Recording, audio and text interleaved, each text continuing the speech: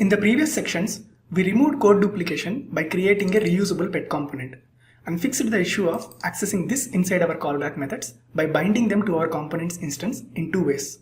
In the first way, we looked at in-place binding, where we bind our callbacks when assigning to onClick property. And the other optimized and recommended way is to bind our methods for once inside the constructor, because the first way binds the methods every time on button clicks as well as on re-render. Okay. If you look at our application so far, it is completely static. By static, I mean that there is no state in our application. Nothing changes over a period of time on the UI, even with user interactions. We have some heading text at the top, cat and dog images over here, and buttons at the bottom. When we click on the button, it triggers its associated onClick handler, which displays some log on the console. But nothing changes on the UI. Whenever user clicks on a button, what we really want to do is to increment or decrement scores of the corresponding players. We already know that state allows React components to change their output over time in response to user actions, network responses, and anything else.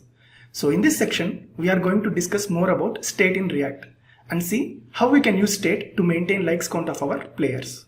And also, we'll display the likes count for each player at the top over here. Okay, we already discussed what state is and how it contributes to the re-render of component every time whenever the state object updates. But we will again have some brief introduction on it to get the things clear. State object for the component keeps the component's internal information inside its instance and can respond to any of the outside changes. It's a private local object and it's not accessible to any component other than the one that owns it. Technically, it's not 100% correct statement because parent component can access state of child component using ref, which is an escape hatch that we will discuss in the next lecture. But React strongly discourages us to use these kind of patterns on escape hatches. If we define the state object in one component, it means we fixed its scope. All the rights to access it and modify it are owned only by that component. Remember, we don't have the flexibility to use state inside our functional component because functional components don't have instances associated with them and they are just invoked like normal functions. So let's start refactoring then. As it's a class component, first thing that we need to do is to initialize state object inside our component. There are two ways we can initialize state, but we will go with the standard way and then later in the course we will look at ESNext syntax that we can use to initialize state. As of today, the more common way of creating state object in the ESX class component is defining it inside constructor method. Constructor is a special method offered by ESX class which gets triggered first upon the creation of components instance. Okay, let's define our state object. I'm going to define it as this.state and it's an object. Okay, state object contains the data properties which needs to be tracked and correspondingly re-render the UI when any of those properties gets updated.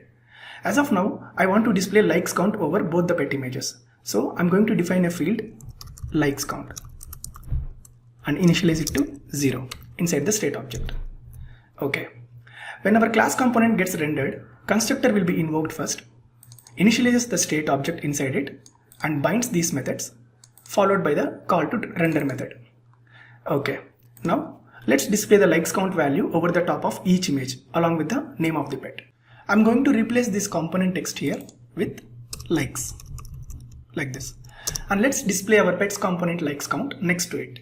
We can access likes count of state object using this.state.likes count, which is a JavaScript expression, and so we have wrapped it in curly braces. Okay, let's save it now and check our output on the browser. And we can see that our player's likes count is being displayed on the web page over there at the top along with the pet name. Okay, what we next want to do is whenever I click on like or dislike button, we want to increment or decrement corresponding pet's likes count and also display the updated value on the web page.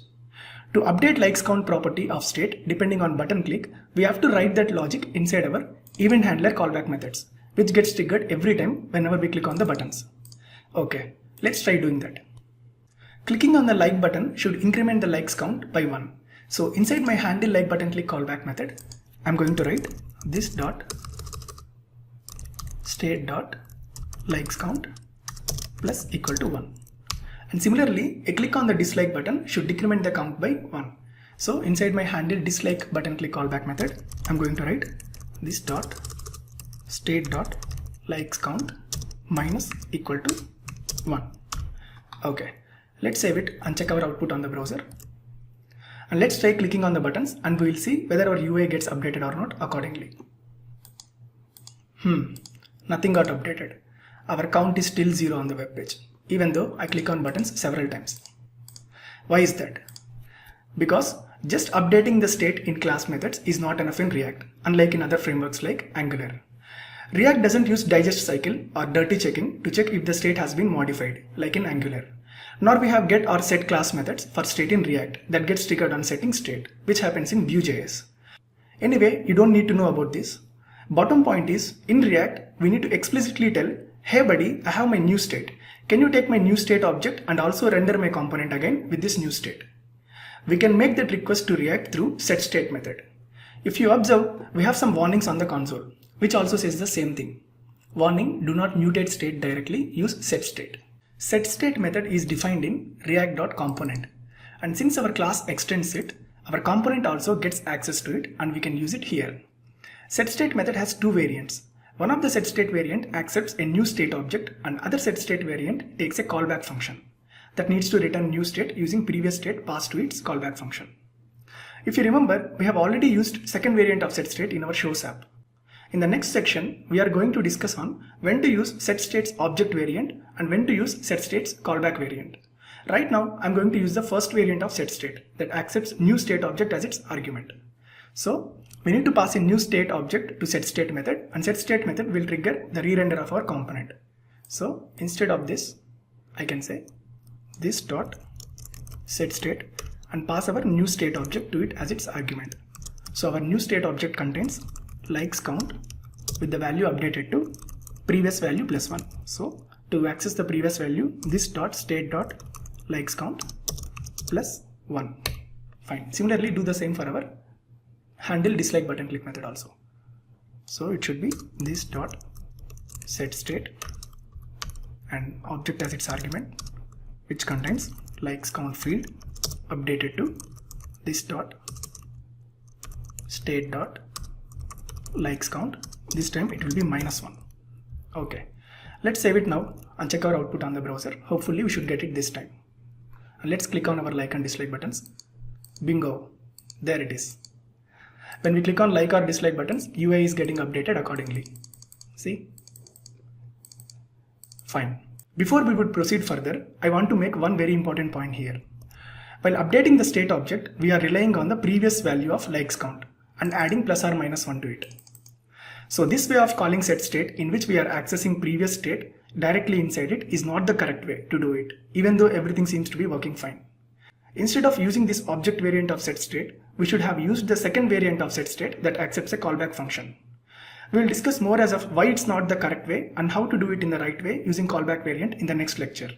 But for now, let's proceed with this approach. State changes always trigger a re-render of our component, and the preferred way to do state update is through this .setState method. The reason why I have said setState is the preferred way to do re-render is because there is another method which can trigger the re-render of our component called forceUpdate without using setState. ForceUpdate method is also made available to our component from React.component. And it can also be used to trigger re-render of our component. To demonstrate it, let me comment out our this.setState method calls and state object initialization first. Okay. This time I will define likes count over the component's instance this. Firstly, I will initialize it with 0 inside the constructor. This dot likes count equal to 0. Then I'm going to update its value on every like button click and every dislike button click. So firstly, inside handle like button click, I'm going to increment its value by 1 like this. This dot likes count plus equal to 1. Then I'm going to make a call to force update. This dot force update. Upon the call to force update, it triggers re-render of our component again. Okay, let's do the same for our handle dislike button click method also. This time I'm going to decrement likes count value minus equal to 1 and next a call to force update. Okay, and to display the updated value, we need to replace our this.state.likes count over here with this.likes count, as we no longer have a state object. Okay, let's save it and check our output on the browser this time. And we can see that our likes count is displaying correctly as I'm clicking on like and dislike buttons. Alright. Mostly, we should avoid using force update method.